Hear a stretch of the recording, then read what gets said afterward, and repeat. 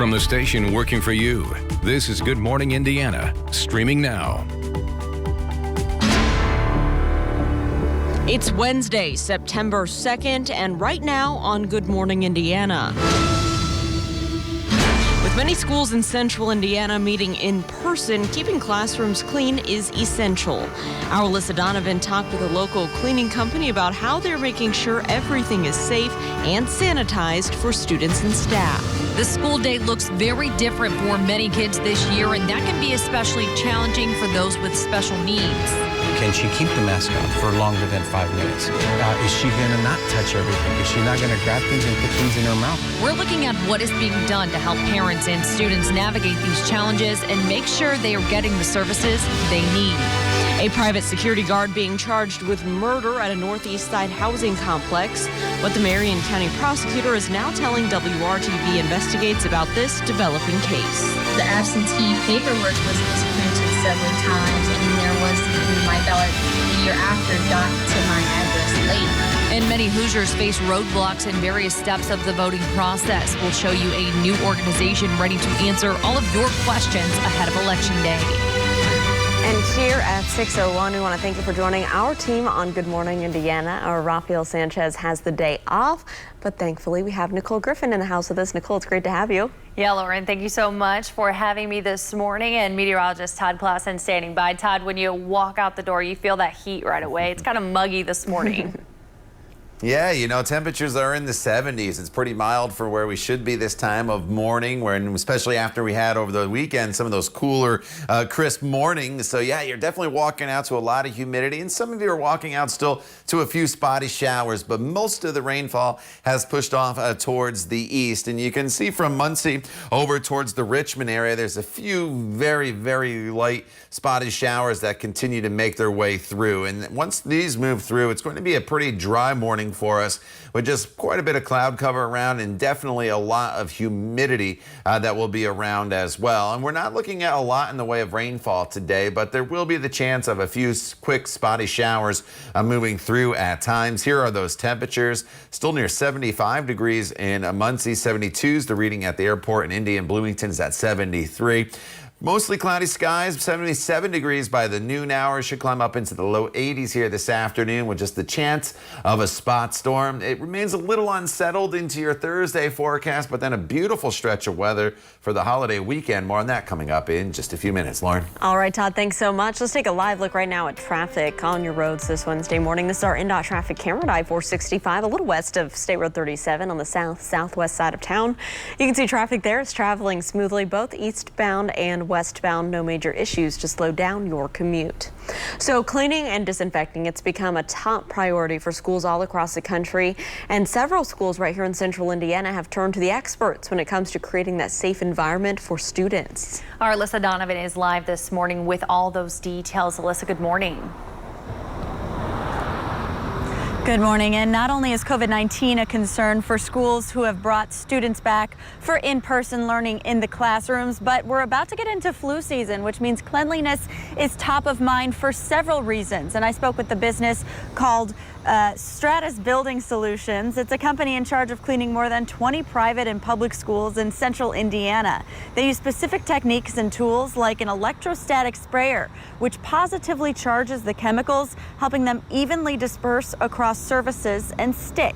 Owner Lee Putman says their business has been unpredictable. Some businesses they usually clean for have not reopened offices. However, people have become more concerned about the cleanliness of their facilities, so more stringent processes are now in place for all of their customers. Pre-COVID, we might disinfect touch points. So high touch points in your facilities are doorknobs, door handles, bathroom fixtures, desktops, things that you touch on a frequent basis. Those typically, in a normal clean plan, might have been a once a week type of a process. They're daily today. And sometimes in some facilities, they're multiple times per day. In addition to schools, Putman's crew is also cleaning more than 400 business facilities across central Indiana. And something additional that they've implemented as a business is once the cleaning crews leave a school in the morning after cleaning, they leave 1 to 4 people there throughout the day that are constantly going through the building and continuing to clean those high touch points like desktops and door handles. Reporting live, I'm Alyssa Donovan, WRTV. Alyssa, thank you. The time right now is 6:05. Families with students with special needs say that going back to school has been a struggle as parents look to balance their child's safety and education with other concerns like getting the right services. The rebound is our commitment to making sure that every family can send their kids back to school safely. WRTV's own Kara Kenny is looking into what families are up against and what options you have if you find yourself stuck. Many schools in central Indiana have been back in class for several weeks now. Perry Township started on August 5th. That's given parents some time to figure out what's working and what's not. So currently here in the pickup line to pick up my daughter, Ambreen. School pickup and drop off is now a part of Marvin Selva's daily routine. Are you happy? Yeah. Everything good? Yeah. Did you have fun today? Yeah. His 6-year-old daughter, Ambreen, has Down syndrome and is attending in-person classes at Abraham Lincoln Elementary in Perry Township. You want to play with the ball then? Yeah. Okay. We first introduced you to Ambreen back in July when her dad decided on the remote learning option. Can she keep the mask on for longer than 5 minutes? Is she going to not touch everything? Is she not going to grab things and put things in her mouth? Marvin says they lasted a week doing virtual learning. It became very difficult. I thought I was going to be able to juggle it, but working from home full time on the phone was very difficult to actually take time to do the work with her. So then I try to do it after work, and by that time of the day, she was already burned out. Marvin says his daughter was also missing out on in-person services like occupational, physical, and speech therapies, as well as socializing with other kids. She needs and needed that interaction. I think that's going to make a big difference for us, for her in particular, not just for us. It's something to keep her socialized with other people and not isolate her, whether we like it or not. Looking at other people doing stuff, we learn as well and we pick up on it. InSource, a state resource center for families with special needs, says now that the school year is underway, they're hearing concerns from families across the state. It is definitely not business as normal. And I can also say kids are definitely not getting what they're used to getting. I think I know there are families that are concerned that they aren't getting what they need, and that's where some of the tension comes in. InSource wants families to be aware that the schools still have to follow a child's individualized education plan, or IEP. InSource can help families navigate problems. Also, the Indiana Department of Education has staff who can help mediate disputes between parents and local school districts. Really, the only way to get to the bottom of that is to meet and to communicate and to keep doing our best, because every case is different as well. Marvin was worried about whether Ambreen would adjust to the new COVID-19 rules. That was like the one big concern. Is she going to be able to stay on with the mask? But Ambreen has done well with her mask. Marvin gave virtual a shot, but he's thankful his daughter is back in school and thankful her school district gives families a choice. Working for you, Kara Kenny, WRTV. Kara, thank you. So Perry Township tells us that it is committed to high quality instruction for every student. The district sent us a statement saying, quote, educators are keenly focused on ensuring students who are enrolled in special education and general education programs receive equitable access to learning resources in person or online. The success of every child is significantly influenced by continuous communication between parents, guardians, and educators, end quote. It is 6:09. The Fishers Health Department has downgraded its COVID-19 community risk level from significant to moderate, and that could mean students will soon be returning to schools. Mayor Scott Fadden has tweeted a message to Fishers residents saying, quote, thanks for your hard work in controlling the spread of COVID-19. Our numbers have improved. We now have the opportunity for kids to attend school. Keep up the great work. But despite that tweet, Hamilton Southeastern Schools says it is not making any changes to its current plans for students just yet. Right now, all students are learning virtually, and pre-K to fourth graders will switch to hybrid learning on September 8th. Students in grades 5 through 12 are set to remain 100% virtual. This has sparked protests from some parents who want their kids back in school. A change in plans would require school board approval. The board is set to hold a special meeting tonight at 6.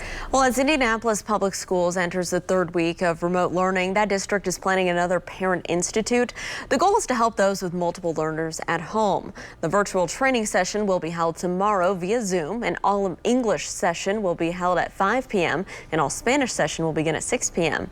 Families will learn more about how each of the online learning platforms works. They'll also get tips on how to best organize the school day for their students. We have more information, including how you can register. Just go to WRTV.com. And the U.S. Agriculture Department is extending its free meal program. Schools can now provide meals to students through the end of the year or until the funding runs out. All students are eligible regardless of income and whether they learn in person or virtually. Previously, the USDA said that schools would not be allowed to serve free meals to students once the school year resumed in the fall, which sparked some backlash. It's estimated that around 30 million children benefit from the school meals each day. A security guard is now facing a murder charge after the shooting and killing of a woman on the city's northeast side. Court documents say Melvin Eugene Hall shot Natasha Williams 3 times on Friday in the 4100 block of Brentwood Drive. A witness says Williams was armed but never pointed her weapon at Hall. The witness also says Hall never gave any warnings before firing his gun. The Marion County prosecutor says witness statements and an autopsy allowed his office to file the murder charge. It's the autopsy evidence, which told us how that body or how that bullet ultimately entered the victim's body and the path and trajectory that it took. That provided greater context to the witness statements that occurred and really helped us zero in on what was the actual sequence of events. At this point, no hearing date has been set on Hall's case. Well, the general election is only 2 months away and the deadline is nearing to register to vote. So Working For You will show you a resource ready to help you get what you need so you can cast your ballot. Todd. And Lauren, for many of you, it was raining when you went to sleep. As you wake up here this morning, we're still dealing with a few spotty showers, but the bulk of the rainfall has made its way out of central Indiana. Just a few lingering showers off towards the east. Still kind of that damp feel, though, with all the humidity around as you get going on this Wednesday. We'll break down today's forecast and look ahead as well coming up when Good Morning Indiana continues right here on WRTV.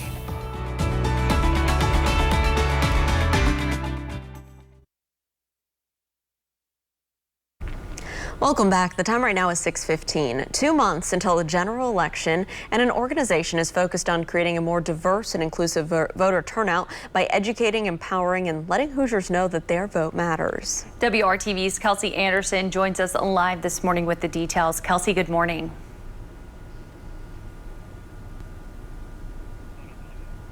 Looks like we're having some audio issues with Kelsey right now. We'll get back to her in just a few moments. More on that group. Taking a turn right now, we want to talk about members of Indiana Task Force 1. They're expected to return home today. You may remember the unit spent 1 week deployed in the Gulf Coast, helping with Hurricane Laura relief and rescue efforts. The task force posted several pictures on social media showing some of the damage and destruction left behind in Louisiana. Laura made landfall on Thursday as the strongest hurricane to hit the state since 1856. Back here at home, it is 6:60. Feel some of the impacts of Laura. Just a little brief shower moved through the area, Todd, and now things have been kind of muggy since then. What can we expect today?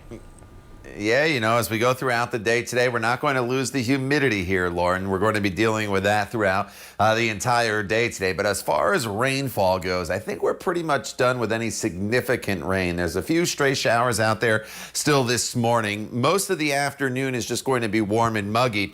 And then as we get towards the latter half of the afternoon and into the evening, there could be a spot shower for us as well. But here's the view from downtown to the north. And there's a lot of cloud cover that is out there. there still here this morning, and it's the low hanging cloud. So you can see that as you look from downtown there. But as far as the radar goes, the heaviest of the rain is now pushing through Cincinnati, and that moved right along the Ohio River there in southern Indiana and northern Kentucky. And we're just left with a few of these very light spotty showers that are still on the eastern side of the state, Muncie into the Richmond area, down towards Connorsville as well. And that's really just about it.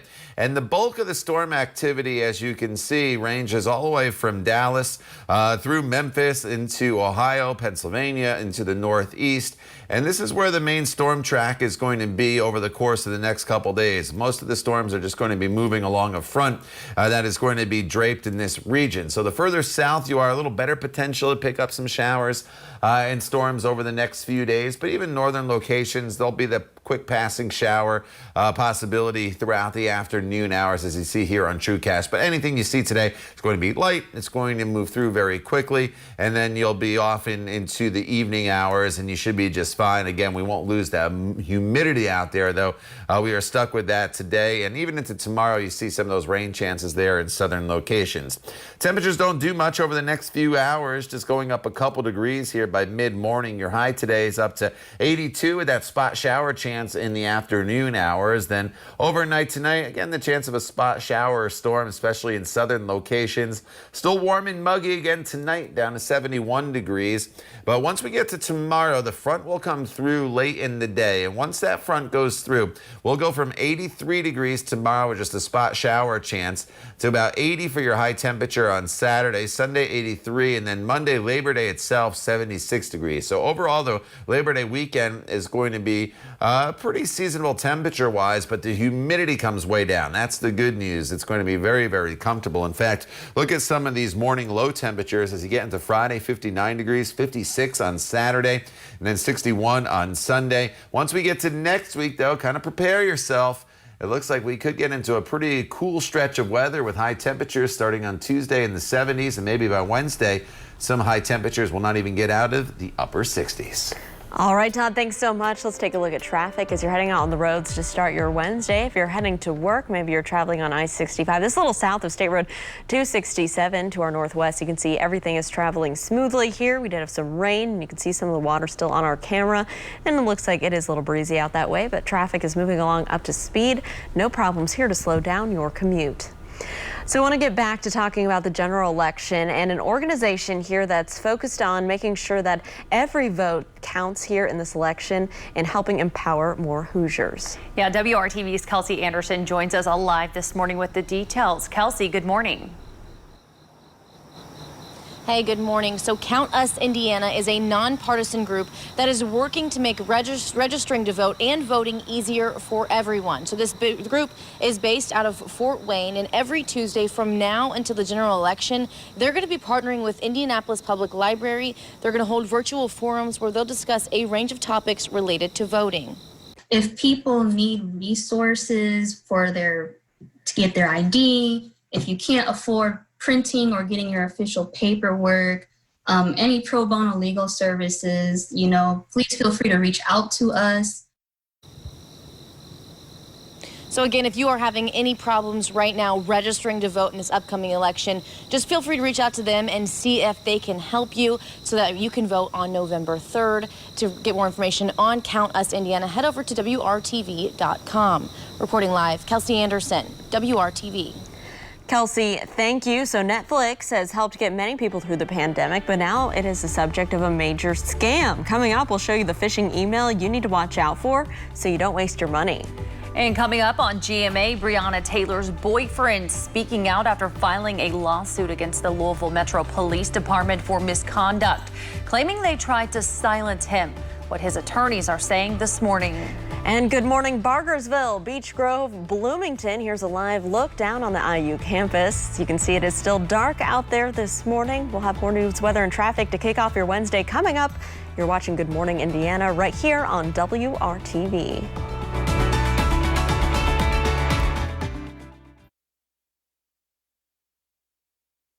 Welcome back. The time right now is 6:24. Let's take a look outside right now at I-465, a view near Man Road on the southwest side of town where traffic is picking up both eastbound and westbound, as you can see by all the headlights there moving across your screen. No crashes, no major delays to slow down your commute at this early hour. But now, Nicole, it is time we talk about what is trending at 6. Yeah, our first story is this. New York firefighters performed a daring rescue as they battled a blaze at a high-rise apartment complex. The FDNY says they had to use a rare roof rope maneuver to save a woman who was hanging from the 16th floor. Firefighter Brian Quinn said he stayed at the window to help keep her calm, and she was quickly pulled to safety. That is amazing. That's crazy. So a California woman who evacuated from one of the wildfires last month actually grabbed her parents' wedding photo on her way out the door. But in all the chaos, Cindy Whaley actually lost the photo. She didn't realize it until her family saw a social media post from Yesenia Duran, who was looking for the owner. Not only does Whaley have the photo back, but thankfully her home is still standing. So cool. Well, look at this story here. Even though the New York State Fair was canceled this year, that did not stop the American Dairy Association from displaying its annual project. They unveiled this year's giant butter sculpture reflecting the theme, Nourishing Our Future. It shows 2 different scenes, one with a dairy farmer bringing milk to a family working on e-learning, and on the other side, a child is delivered a meal while learning in school. The artist used 800 pounds of butter, Lauren, to complete the sculpture. Wow. I can't believe it doesn't melt, how it just stays like that. That is creative. Yeah, I love that. Well, let's toss to Todd on that note. Too much butter for anybody's diet, Todd. So luckily it's an piece of art. Yeah, you know, I see that, and I see a lot of cholesterol in there and a trip to the cardiologist. But you're right, it was very creative and very pretty. All right, outside right now, we're dealing with very muggy conditions for everybody. Anywhere you go across central Indiana, it's a warm and muggy start with temperatures in the 70s. We've been dealing with these showers throughout much of the overnight period, but they're starting to wind down. You see just a few of them on the far eastern side of the state, and that is just about it. So definitely don't think of today as a very rainy day, even though there are some spot showers in the forecast. But spotty's the key word here as far as the rainfall coverage goes. If you do see anything throughout the day today, it's not going to linger very long in your neighborhood, and we're not looking at any heavy rainfall heading our way. So you don't need the umbrella, I don't think. If you have a jacket with maybe a hood on it, just keep it in the car as you run some errands, and you should be just fine. Well, if you subscribe to Netflix, you need to know about a slick scam that's targeting millions of people this month. It appears to be an alert from the streaming service. Consumer reporter John Matarese shows us why it's so easy to fall for this so you don't waste your money. Netflix has helped so many of us get through the pandemic with great shows to binge watch instead of going to bars. That's why you might perk up if Netflix says there's a problem with your account. Netflix has been a lifeline during our long COVID staycation. Ozark, The Crown, Michael Jordan's Last Dance, Sherlock, Stranger Things, The Twilight Zone, and more. But you might think you are in a real-life Rod Serling episode if you fall for one of the slickest phishing scams in recent years. The latest, a Netflix email saying notice of verification failure, alerting you to a problem with your billing credit card. It asks you to update the card or your account will be canceled. People who've clicked through end up on a CAPTCHA page, which looks very legitimate. But stop right there, it's all a scam. And from the Doesn't That Stink file, why you won't even know you fell for a scam. Forbes magazine says once you re-enter your credit card number, you are redirected to Netflix's real page. Everything is fine until your credit card is soon hacked, and that stinks. Remember, a legit email from a company you do business with should include your name or account number and not just say, "Dear customer," that way you don't waste your money. I'm John Matarese. Good morning, Indiana. Well, for more cost-saving tips and ideas, you can visit the money section of our website. Just go to WRTV.com. From the station working for you, this is Good Morning Indiana, streaming now.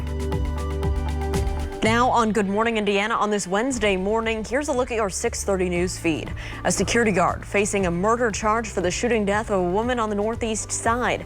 Melvin Hall is accused of shooting Natasia Williams 3 times Friday outside of the apartment complex near Brentwood Drive and East 42nd Street. Witnesses told police that Williams had a gun in her car, but it did not point it at Hall before the shooting. Another northeast side shooting investigation underway this morning. Police say a man died at a hospital after he was shot around 10:30 last night on Priscilla Avenue near 30th and Arlington. So far, Metro Police have not said what led up to the gunfire. Investigators are trying to find out how a 2-year-old in Speedway was able to get out of his apartment and into a retention pond where he drowned. The little boy was pulled from the water Tuesday evening at Eagle Creek Court Apartments near 21st and Cunningham Road. Investigators say the boy was in the water for about 20 minutes before he was found. 2 more Ponderosa steakhouses have closed permanently, and the owner says it's because of economic damage caused by the pandemic. A warn notice filed with the state says the Ponderosa locations on Emerson Avenue in Indianapolis and South Scatterfield Road in Anderson are both closed. The Ponderosa location in Greenfield closed for the same reason last month. Well, despite the pandemic, Habitat for Humanity is still working to give people a chance at home ownership. A woman joined volunteers on the West Side Tuesday to help build her own home. The bulk of the work was done by employees and contractors for Carrier. It's the company's 22nd Habitat for Humanity build here in central Indiana. At 6:30, I want to say thank you for joining our team here on Good Morning Indiana. Kicking off your Wednesday, I'm Lauren Casey. And I'm Nicole Griffin in for Raphael this morning, and meteorologist Todd Clausen standing by. Todd, I know we had some rain overnight. What can people expect as they head out the door on this Wednesday?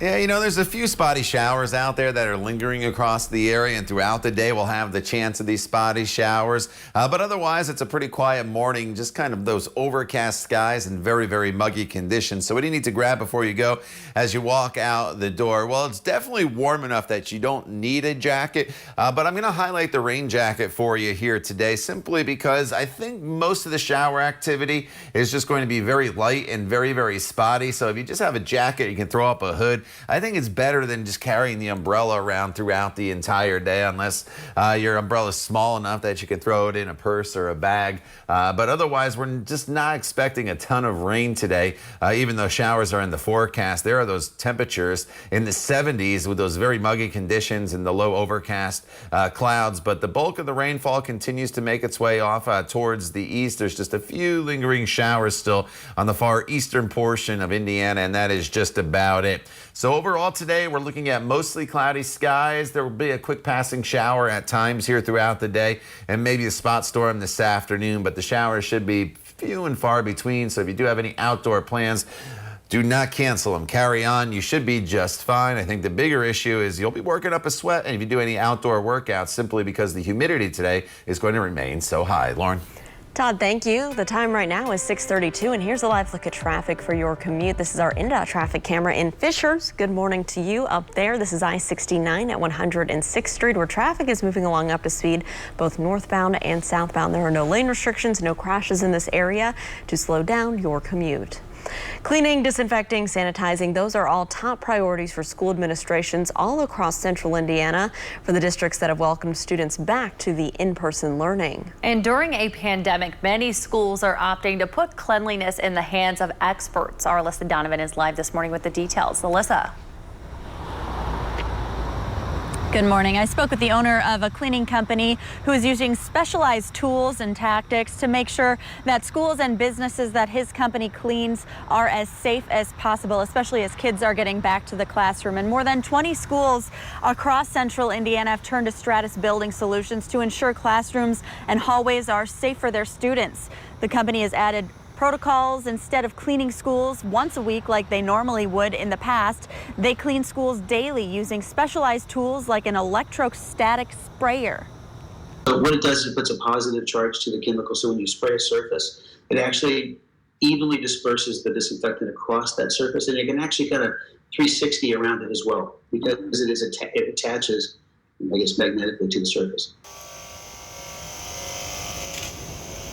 The company also has several crew members who stay behind after cleaning and walk around the school all day, cleaning high touch point spots like door handles and desktops. And the owner says he knows that people are putting so much emphasis on cleanliness right now, and he's happy to be updating his protocols to make sure everyone is feeling safe as they head back to work or send their kids back to the classroom.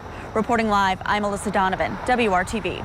Alyssa, thank you. Today, the State Health Department is set to release a county-by-county rating system to help decide whether to keep students in the classroom. The color-coded system will assign scores to the counties based on the number of new COVID-19 infections and local positivity rates. So this comes as districts and teachers across the state have asked for more specific guidelines during the pandemic. New data is showing fewer new COVID-19 cases in Indiana, but an uptick in new deaths. Here's a look at the very latest numbers now. The state health officials report 721 new coronavirus cases. And since the pandemic began, nearly 95,000 Hoosiers have tested positive for the virus. Health officials also confirmed 16 more people have died from COVID-19. Since March, nearly 3,100 Hoosiers have died with coronavirus. Let's dig deeper now into the coronavirus deaths over the past 2 months. In July, 287 Hoosiers with coronavirus died. Last month, that number increased to 309. Recent coronavirus deaths in Indiana remain far below the level seen earlier in the outbreak, when more than 1,000 people died in April. At 6:35, landmarks and once bustling buildings across Indiana and the country were shining bright red last night. The Red Alert initiative highlights the devastating impact the pandemic is having on the live event industry. Many venues cannot operate due to capacity limits and other COVID restrictions. Organizer Robert Williams says that this situation is leaving many business owners, workers, and entertainers feeling hopeless. Indiana, we've got over 40 venues in Indianapolis, Evansville, Terre Haute, Fort Wayne, South Bend. The event is to raise awareness to the fact that there's 10 to 12 million event workers in the United States, and most of those are out of work and will be out of work until events can return. Organizers of the nationwide alert are calling on Congress to pass legislation to provide financial support to the event industry. Last week, Indianapolis announced funding grants for 17 live music venues across the city. Another struggling industry is getting some help statewide. More than 1,000 child care providers in Indiana received funding from the Comeback Stronger Fund. That includes East 10th United Methodist Children and Youth Center. The center serves families on the Near East Side of Indianapolis. It closed at the beginning of the pandemic and reopened in June. Added safety precautions led to added expenses, and the grant money is helping cover those costs. The executive director says keeping the center's doors open is about serving parents and the community. We have a lot of families that have essential jobs that are out there, home health care, those never ended. You know, if you're a manager at a gas station, you need to be there, you know. So we just really needed to open up for the families and also for the children to get them back into the swing of things. Early Learning Indiana awarded around $13 million total to child care providers across our state. Well, 2 months until the general election, and an organization is focused on creating a more diverse and inclusive voter turnout by educating, empowering, and letting Hoosiers know their vote matters. WRTV's own Kelsey Anderson is joining us live this morning with the details. Hey, Kelsey. Hey, good morning. So this nonpartisan group is called Count Us Indiana, and they are working to make registering to vote and voting easier for everyone. Now, this group is based out of Fort Wayne, and they can help people get resources they need, like getting their ID, printing necessary paperwork, and pro bono legal services. Now, every Tuesday from now until the general election, they're going to be partnering with the Indianapolis Public Library, and they're going to hold virtual forums where they'll discuss a range of topics related to voting. Really wanted to have, you know, groups that targeted minorities like women, Black, LGBT, but a lot of groups weren't around or weren't really able to respond. Now, if you are having trouble registering, it's worth reaching out to them for help so you can vote on November 3rd. So for more information on getting in contact with Count Us Indiana, head over to WRTV.com. Reporting live, Kelsey Anderson, WRTV. Kelsey, thank you. This morning, the ACLU of Indiana wants those who have spent time in jail to know they can vote. The Hoosier State is one of 16 states where people who have been previously incarcerated can vote. In Indiana, voters only lose their voting rights when they're in jail, and the rights are returned immediately upon release.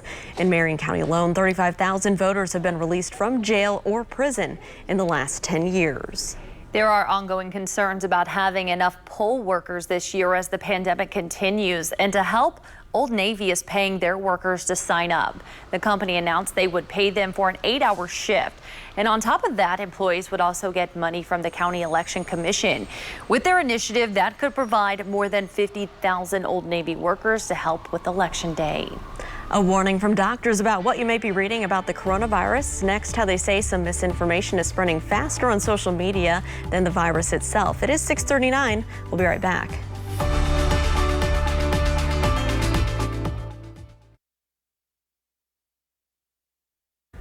Welcome back. You may have seen on your social media feed a CDC report suggesting that the death rate from COVID-19 is not as high as what health departments around the country are reporting. That CDC report noted that COVID-19 was listed as the only cause of death in 6% of coronavirus cases. The misinformation was used by conspiracy theorists and was amplified after a retweet by President Trump. Twitter later pulled the article that inaccurately suggests the real number of COVID-19 deaths in the U.S. is only around 9,000. However, doctors say other patients who die with COVID-19 had other health conditions when they died, similar to patients who die from cancer and other diseases. That does not mean that someone who has hypertension or diabetes who dies of COVID didn't die of COVID-19. They did. So the numbers that you've been hearing, the 180,000 plus deaths, are real deaths from COVID-19. Let there not be any confusion about that. It's not 9,000 deaths from COVID-19. It's 180 plus thousand deaths. Dr. Fauci says that 180,000 figure is also likely an undercount of actual COVID-19 deaths since the pandemic began. The numbers about COVID-19 deaths are just the latest in that long line of misinformation spread on the coronavirus on social media. This new report from a nonprofit group that studies online misinformation says that Facebook's been a haven for false claims about the virus since the start of the pandemic. A report from the Group of Oz says that the misinformation peaked in April with an estimated 460 million views of false claims about COVID-19, but the spread of the information that isn't true continues to this day. People who are pushing it are really preying on the fact that we are already vulnerable right now. We're scared, we're anxious, we're overwhelmed with information. We don't know what to believe. The president's saying one thing, the scientists are saying another. So then you have platforms like Facebook and other social media platforms really spreading this stuff and using algorithms that reward engagement with the bad information. Facebook issued a statement defending its handling of COVID-19. The statement says, quote, "Thanks to our global network of fact checkers, from April to June, we applied warning labels to 98 million pieces of COVID-19 misinformation and removed 7 million pieces of content that could lead to imminent harm," end quote. 1 year later, how has the Red Line in Indianapolis performed? Coming up, an inside look at the ambitious public transit line, the ups and downs and its beginnings, and how it has been impacted by the pandemic. Todd. And as you walk out the door this morning, it's definitely muggy for all of us, but as you head out the door and off to work, you're basically encountering dry conditions. The roads may still be a little wet in some locations, but no additional rainfall is really expected today. There's just a few spotty showers currently in the eastern portion of the state. As you're coming home from work, about 80 degrees and the chance of a spot shower or two throughout the day. We'll break down not only today for you, but look ahead to your holiday weekend forecast as well. Coming up when Good Morning Indiana continues right here on WRTV.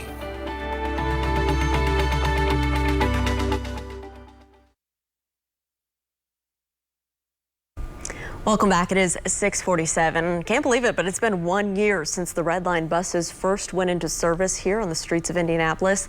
The 2019 debut was met with buses packed with curious Hoosiers wanting to be a part of this new rapid transit system and its maiden voyage. This year ahead had both overcrowded buses and eventually near empty buses due to COVID-19. WRTV's Cameron Riddle caught a bus with Indigo president and CEO Inez Evans looking back at the last year and ahead to the future. What a year. From completing the first Red Line project, which is the first of 3 BRT projects for Indigo, completing the project under budget and ahead of schedule, being one of the largest BRT electric systems in the country, that's a lot to celebrate. Like any project, some things work out better than planned, while others fall short of expectations. Evans shared with me the #1 letdown of the Red Line. The buses. The buses have not lived up to our expectations, our contractual expectations of running 275 miles. The 60-foot all-electric buses are built in California by bus manufacturer BYD. They're supposed to run the entire length of Route 90 for 8 to 10 hours a day on a single charge. Evans says during extreme weather, like freezing temperatures in the winter or 90 degrees in the dog days of summer, some of the buses are only running 120 to 130 miles on a charge. Evans says in some cases that only amounts to 3 hours of service. The 275 that they had reached, or close to 275 in other places, have been in areas like California, Arizona. Those climate conditions are totally different than Indianapolis. The federal grant, which in large part pays for the Red Line, requires all electric vehicles, or Indigo could lose out on millions of dollars from the federal government. Right now, Indigo is exploring buying buses from another manufacturer while still holding BYD to its promises. The bus troubles may lead some to ask, why pay for buses that can't get the job done? We haven't paid for the buses. And until they meet the contractual obligation or come up with a solution that we will accept, we're not paying for them. To make up for the shortfall, BYD is picking up the tab for en-route charging stations along the red and purple lines. It's part of several lessons learned from year one. In Indianapolis, I'm Cameron Riddle, WRTV. All right, thank you, Cameron. As you head off to the bus stop, maybe here this morning, we're dealing with muggy conditions, and there's a few passing showers that are still out there, but the bulk of the rainfall has made its way out of central Indiana. That is the good news. A live look from downtown to the north, and you can see the low overcast skies. The temperature right now sits at 72 degrees. It's very, very muggy no matter where you are across the area. So just know that you are going to walk out to that. 73 in Greencastle, 73 in Bloomington, 74 is the current temperature in Muncie. So do not think of today as a very wet day, even though that there's showers in the forecast. This morning, it's just a passing sprinkle or two at this point. As we get into the afternoon hours, there'll be a couple spotty showers that are going to pop up, but the rain chances and the coverage are only about 20 to 30%. So it's not going to be a day where we're going to see a lot in the way of rainfall, even though the skies may look fairly threatening at times, just simply because we'll have quite a bit of cloud cover around. But the bulk of the rainfall is basically off towards the east. The heaviest of the rain overnight stayed to our south and went right along the Ohio River from Evansville over towards the Cincinnati area. But you do notice that there's more rain to the south in Dallas and extends all the way into the northeast. And it's within this circle that I drew right now that there's going to be a front that's just going to kind of stall out. And that's going to be the trigger mechanism for a few showers and storms at times over the course of today and tomorrow. But as you see on TrueCast, there's not a lot of green out there. If you have outdoor plans, carry on with them throughout the day today. You do not need to cancel them. If you do get a shower, if you're on the golf course or on a walk or a bike ride, just know it's going to be light and it's not going to linger very long. And then as we get into the day tomorrow, a little better chance in the morning hours of some rain sneaking into southern locations once again, closer to that front. Otherwise, temperatures stay in the 70s here this morning and eventually climbing up to right around 80 to 82 degrees this afternoon, but it'll feel a little warmer than that with all the humidity that's going to be around throughout the day today. Tomorrow, partly to mostly cloudy skies in the forecast. We should work more in the way of sunshine in late in the day.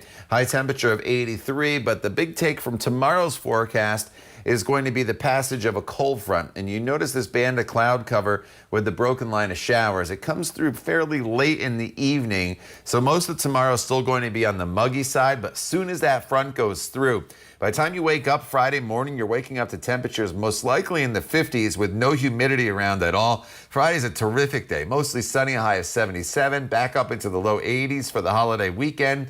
Saturday's still a little chilly, and then as we get into Labor Day itself, a few spotty storms. Just know if you're camping, have outdoor plans, the morning hours this weekend will be cool, so you'll definitely need to have the jacket, even though the afternoons are pretty warm and sunny. And then speaking of cool, next week we get into a pretty chilly stretch of weather Tuesday into the middle half of next week. All right, Todd, thank you so much. We do have a traffic alert for drivers heading out on the roads right now. Take a look here at our NDOT traffic camera at I-465 and I-69. What you're looking at is a vehicle that overturned on the right side of the ramp heading southbound on I-69, trying to get on westbound I-465. The right lane, it looks like maybe that entire ramp now shut down to get on the westbound interstate. You'll be shifted over or having to go eastbound this morning, so that could really change up your commute, especially if you're trying to head along the north side, maybe heading heading towards Keystone and Meridian Street this morning. It's also creating a backup, at least 5-minute delays right now, all the way back to Fishers at 96th Street. So plan ahead for that. Injuries here also reported. This is something we'll keep our eyes on throughout the morning, but give yourself a little bit of extra time if you're traveling in from Hamilton County. We'll be back with more just after the break.